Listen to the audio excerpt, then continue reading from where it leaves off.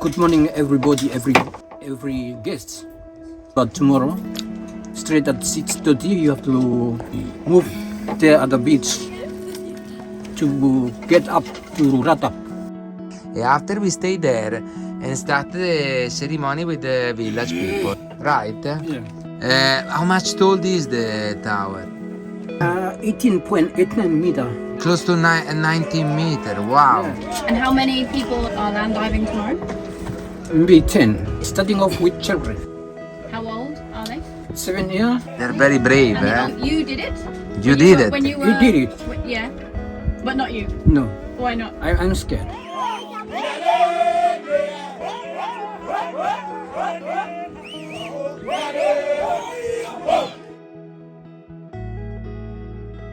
Welcome to sailingnv. We're a family sailing around the world on our Open 66. I'm Joe. This is Timo. Here is our 2-year-old Captain Nemo. And our adopted puppy Solo.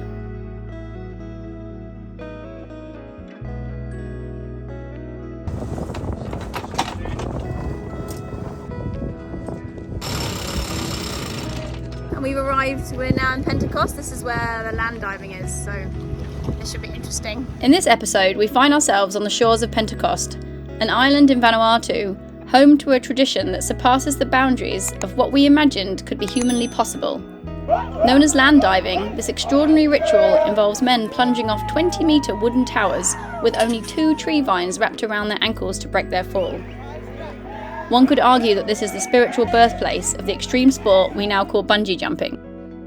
We anchored in Homo Bay on the western side of the south end of the island, and it didn't take long after we had the anchor down for some village elders to paddle out to us in their wooden canoes to give us some information about this special ceremony which was taking place tomorrow. Hi! Come with me. Coffee, guys. Can you take us some biscuit, please?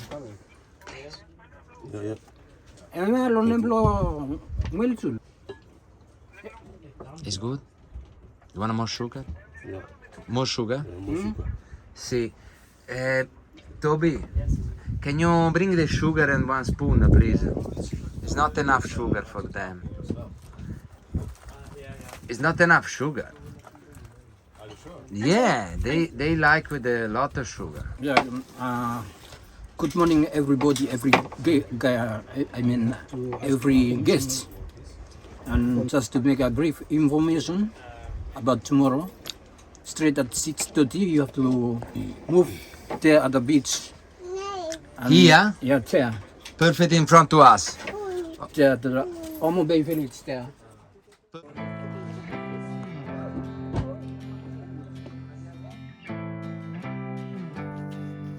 Today it's land diving day.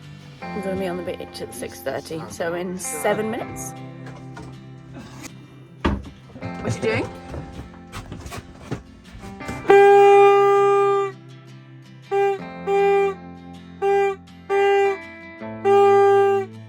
Let's see if you've upset anybody.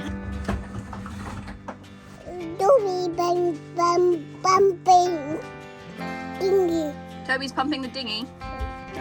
Where are we going? To the land diving. Timo's worrying about his tummy and what's going to go in it. He's worried about how he's going to survive half a day without pasta and bread.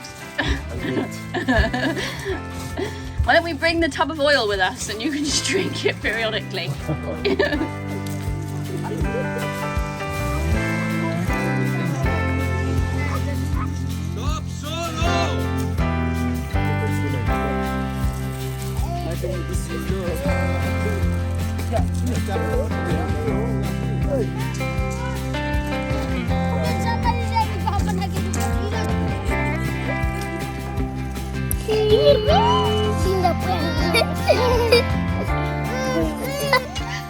Straight at 6:30, we have a first group to get up to Ratap.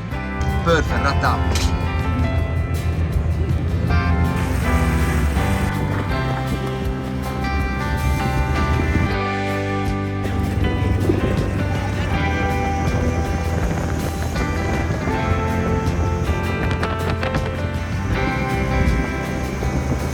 We didn't really know what to expect, but as soon as we arrived, we realised this was going to be a really raw, unique experience.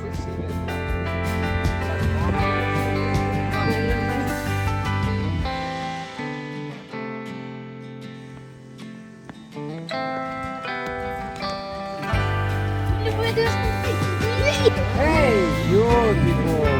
You are beautiful, eh? Wow!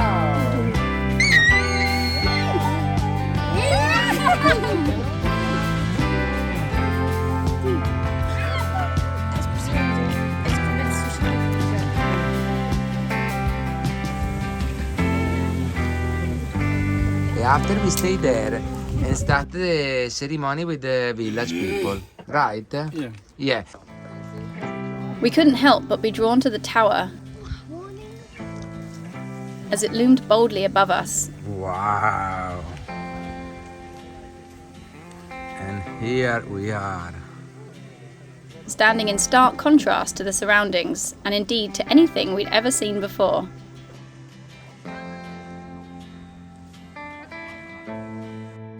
We are here on the top to the hill. You can see MV. For one real important land diving for the culture Vanuatu. They're quite impressed, yeah. Watch how can they hold the tower. How much tall is the tower? It's very tall, eh? 18.89 meter high. 18 meters. 18.89. Okay, close to 19 meters. Wow. Yeah, 18.89. You build the tower new every year? Yeah, every year. Yes. Wow. How long does it take to build? It takes sometimes 3 days and sometimes 4 or 5 days. These towers typically take 20 to 30 men to build, starting by cutting down trees to construct the body of the tower. It's important that the wood is freshly cut so it can remain strong. First, the site is cleared for the tower. Rocks are removed from the soil, which is churned to soften the ground where the divers will land. This is the soil. All drag for making more soft. All move for making more soft because they go to impact on the ground. If you see the liana, how much is a long one, they go to smash the head and the shoulder. Wow. Watch the last spot there. The tower is held together and upright by vines without a single nail or screw. And it's truly a breathtaking structure. Wow, crazy.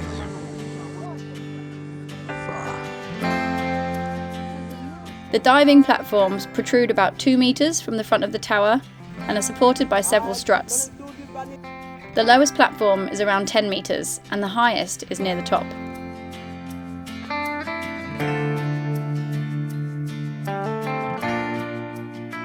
The vines themselves are selected by a village elder to match each jumper's weight and height without any mechanical calculations. If the vine is too long, the diver can hit the ground hard, but if the vine is too short, the diver could collide with the tower. How many times do you do the land diving every year? Once a year. Once a year. Yeah. And the land diving happens every Saturday in June? Starting off from June. Sorry, from April. April. Oh wow. Okay. Busy. You must have a lot of boys. Oh yeah.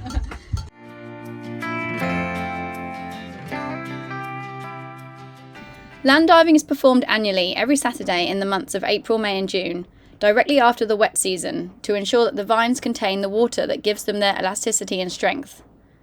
The vines need to be full of sap in order to be safe. During the other months, the vines are not as elastic, and there have been records of at least one death caused by jumping out of season. The ends of the vines are shredded to allow the fibres to be looped around the ankles of the jumpers.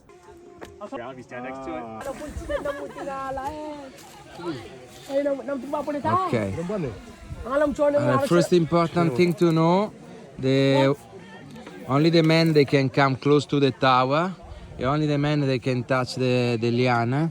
The liana they cut on the end, they make it more soft, for manage to tighten run to the feet. There is a many different spot. Watch the kids. Watch how much move the spot. Is the first one, the second one, the third one, the fifth one, 6, 7, 8, 9, 10, going up and up and up and up and up.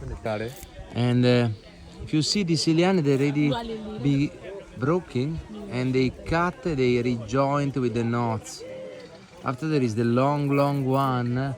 They arrive up to the top. Wow! They prepare this one is a very long one.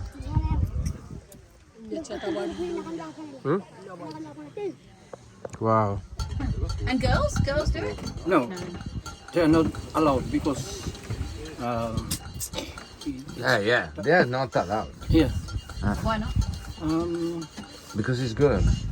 because they're not scared because the custom is for boys. The ritual of land diving originates from a legend about a woman who fled to the jungle to escape her abusive husband, who followed her in hot pursuit. She climbed a banyan tree and tied lianas, the vines of the tree, to her ankles. Before he could reach her, she jumped, and miraculously the vine saved her life. Her husband, however, was not so fortunate. Having failed to notice his wife's trick, he jumped after her without attaching any vines and died. This is why women aren't allowed near the tower. And how many people are land diving tomorrow? Maybe 10. 10. 10. It's cool, hey? Yeah, it's crazy. So cool. Anche i bambini si arrampicano.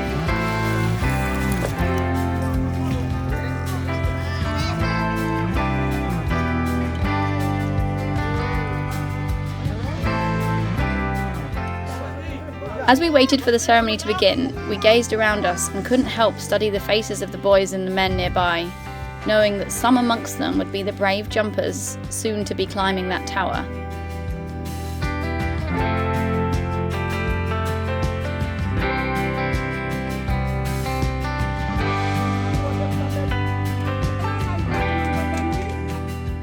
And how old are they? What? How old are they? And some starting off with children, 7 year or 8 year or 10 Okay. or 9. Wow. I couldn't even begin to imagine the idea of watching Nemo doing something like this. I wondered how the mothers of these brave boys felt, whether they were sick with worry, or if perhaps feelings of pride overcame them.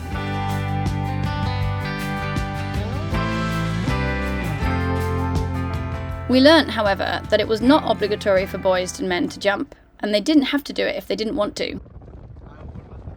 We also learnt that while jumping off a 20-metre wooden tower might be relatively normal for this tribe and something they were comfortable with, it seemed that they were not comfortable around dogs. Kid, don't get afraid. Dai, you wanna come to the RT? What's happened?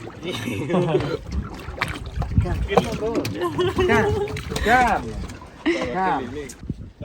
Glenn and what's your name? Isaac. Isaac, you do the dive jump before when you are young, eh? Oh yeah, did you do it? Did you do it? Come, Glenn. Don't worry, Glenn. Come. Don't worry. You want a cup of tea or coffee? Sit here. Come, don't worry. Sit, Glenn. Sit. Did you boys do the land diving? Have you done it? Glenn, you do the land dive when you are young or not? You did it? No. No. Ah, because you are afraid. Yeah. Somebody are afraid, somebody not. Now can change on the society after, but it's not something easy. It's very I'd be big scared. stuff. Why? Why do people want to do it? These guys. Part of the custom. But you don't have to if you're worried. What do you mean? But if you're scared, you don't have to. Yeah, that's it. Okay. Oh, well, that's good. Back to the ceremony. As the crowd gathered around the towering structure, a group of men positioned above the tower began to sing and chant, signalling the start of the ceremony, and all eyes fell on the tower.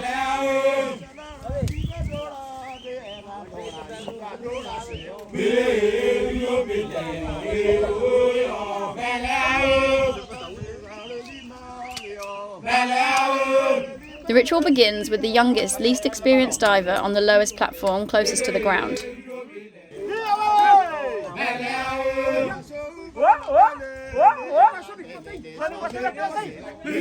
When the vines go taut, the sound of breaking wood cracks through the clearing as the platform gives way.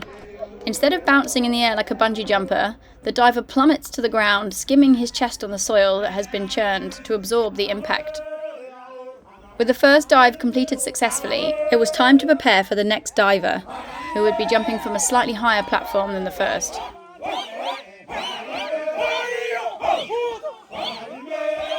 A new set of vines are hoisted to the next platform to be tied around the following diver's ankles. For boys, land diving is a rite of passage. After they're circumcised at the age of around 7 to 8, they're allowed to participate in the ritual. When a boy is ready to become a man, he land dives in the presence of his elders. The thought of what this young boy was about to do was so nerve-wracking for us, even as spectators, we could barely watch.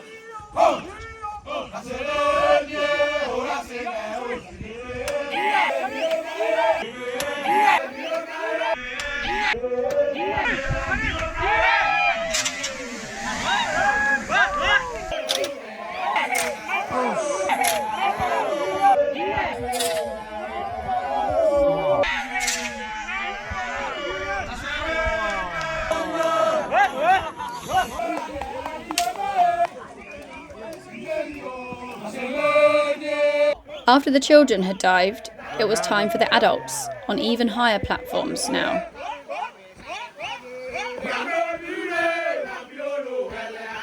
Donna, questo è pesante, it's big one. It's not one kids.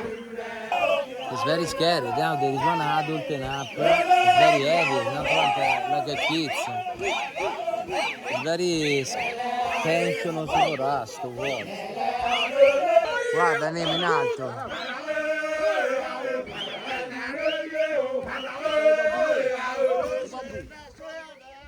Each dive begins with the frayed ends of 2 vines being tied around the volunteers' ankles.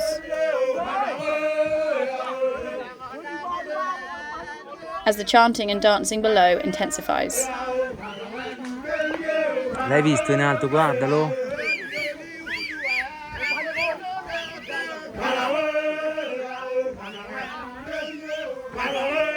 The men below ensure that none of the other vines are entangled with the structure for the current diver.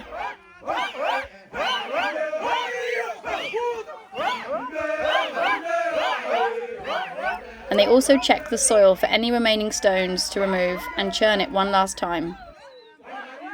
Once the vines are secured around his ankles, the diver spreads his arms wide and calls out for emotional support from the dancers.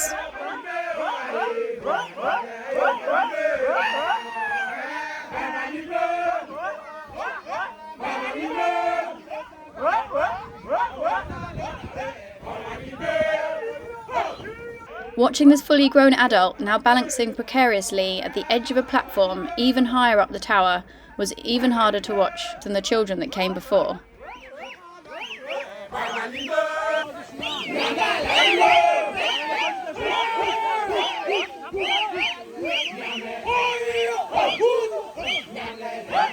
It took us a few dives to work it out, but this man poised here with a machete plays a crucial role in the procedure, which we'll reveal shortly.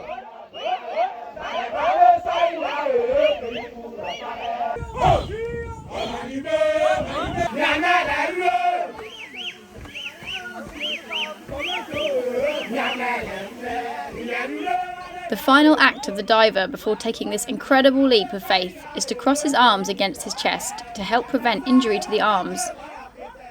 And when jumping, he tries to put as much distance between himself and the sharp edges of the tower with the jump. That's the system. They stretch the rope and they reduce the impact because bang, after boom. They use it all energy on the distension of the rope after they drop down. It's quite have a sense. It's quite scary. What Timo is referring to here is that the diving platform breaks when the vines are maximally extended, thus absorbing much of the G-force and reducing the impact for the diver. To explain this in more detail, despite its primitive appearance, the tower is very cleverly designed, and there's a lot more strategic planning to the act of land diving than initially meets the eye. The man with the machete is positioned next to the platforms, and as soon as the diver jumps, he makes a cut in the support, weakening it. This weakening of the support at the precise moment of the dive is crucial to the success of the ritual.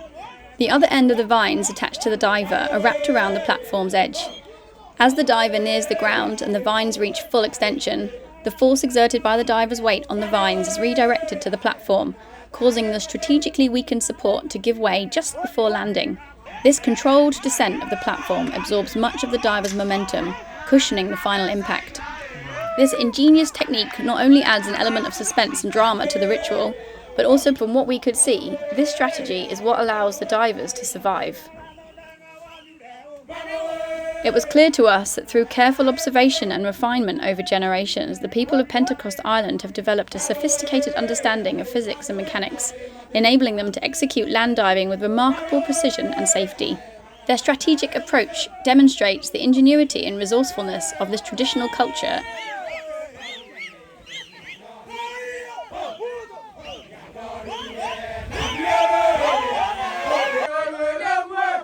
Meanwhile, the chanting continues without stopping and plays a crucial role in preparing the divers both mentally and spiritually. The act of land diving is considered a form of offering or sacrifice to the spirits. The villagers believe it enhances the health and strength of the divers, as well as the fruitfulness of the yam harvest. It wasn't long before the next diver appeared, on an even higher platform still. And once again, the soil below is churned and the vines for this diver prepared.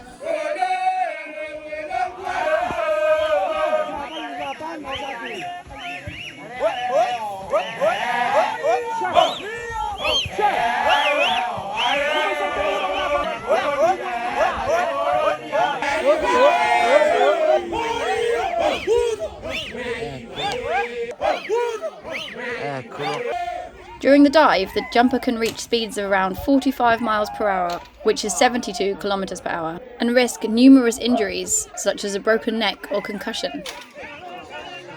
Right after the dive, other villagers rush in and pull the diver to his feet to take care of him.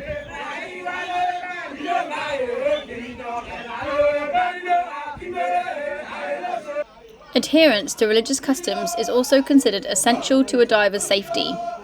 During the period when the tower is being constructed, the divers seclude themselves from women and live together in men-only huts, avoiding all contact with women, a ritual which is said to clarify their minds. It's forbidden for women to go near the tower, as it's believed that the dead husband of the original woman that jumped from the tree lives in the tower and may seek vengeance, leading to the death of a diver. The night before the jump, divers sleep beneath the tower to ward off evil spirits. Throughout the ceremony, the platform's height increases with each dive, reflecting the growing confidence of the divers, many of whom have likely been participating for several years. Bravo!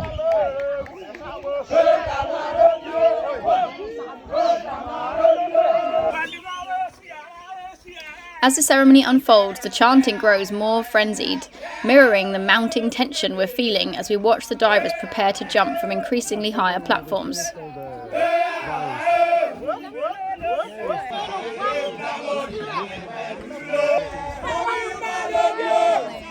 This chanting serves multiple purposes. One aspect is to invoke spiritual protection and blessings from ancestral spirits, seeking their guidance and favour for a successful jump. Additionally, the rhythmic chanting and drumming create a communal atmosphere, fostering a sense of unity and solidarity among the participants. This collective energy helps calm nerves and instill confidence in the divers. Furthermore, the repetitive nature of the chanting can induce a trance-like state in the divers, altering their perception of fear and pain. This altered state of consciousness, often described as a form of ecstasy, may help the divers overcome their apprehensions and commit fully to the jump. In this state, they're more likely to feel connected to their cultural heritage and spiritual beliefs, further reinforcing their determination to complete the ritual successfully.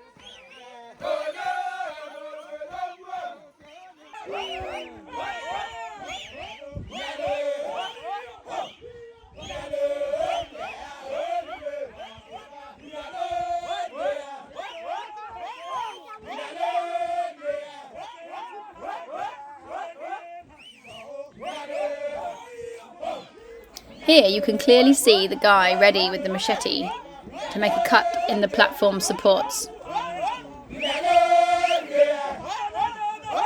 We can't help but hold our breath before every dive.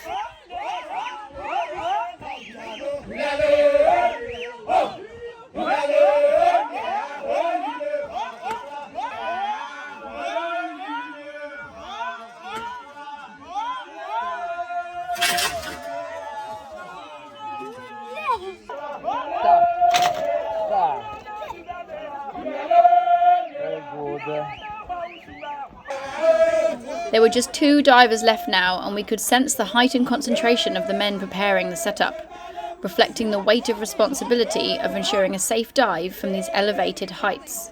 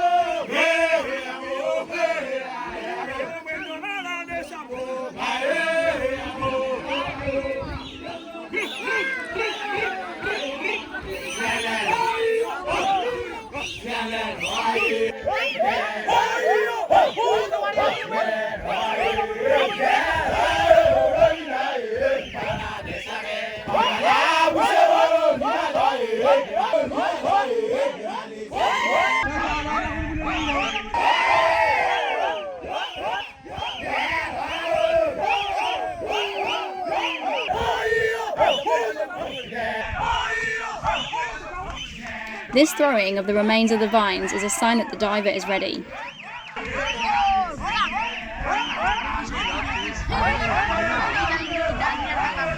This guy here is holding the diver's super long vines away from the tower to be sure they don't catch on anything.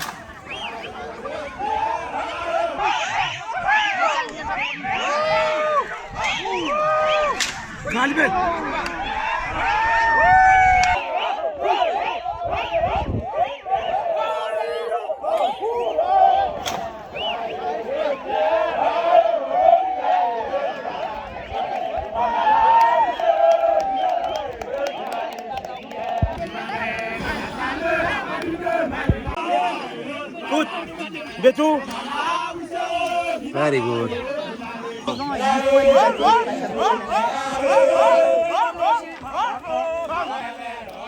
A crescendo of chanting fills the air as they prepare for the final dive, reaching its peak as the most experienced diver appears atop the highest platform.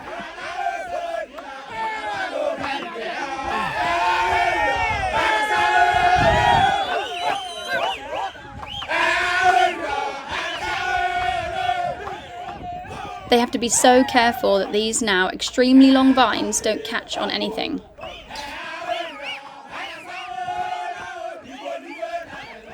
This daring leap of faith not only showcases the profound connection between these people, their land, heritage and beliefs, but also offers a mesmerizing glimpse into the rich cultural tapestry of these indigenous people. The towering structures, rhythmic beats, vibrant colours and entrancing leaps into the unknown created an experience that far exceeds anything we could have imagined.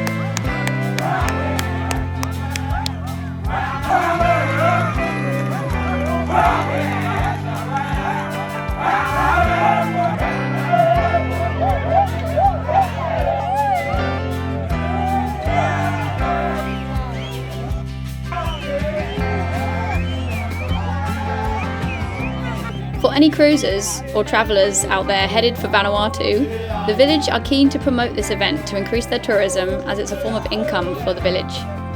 I'll put the contact email address of one of the organisers that's from the village in the description.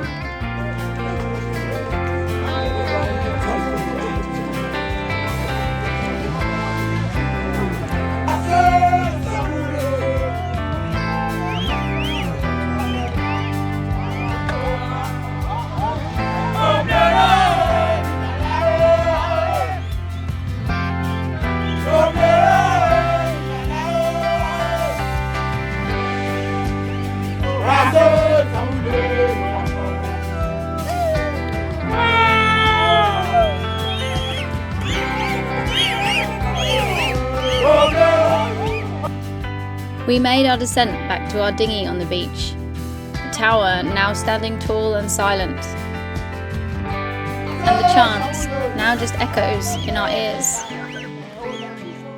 But the courage and resilience displayed by these citizens of the sky will forever be etched in our memories.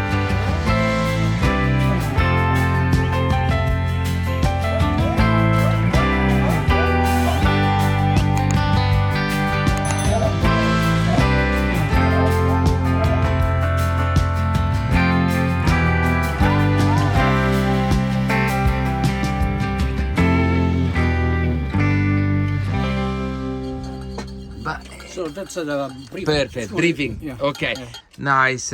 Thank you guys. Have your coffee, please. Oh, sorry. No, welcome. There is a good biscuit. Tell me if you want more sugar, there is more sugar, because maybe it's not enough. If you enjoyed this video, we'd really appreciate it if you could like, comment, share it with your friends.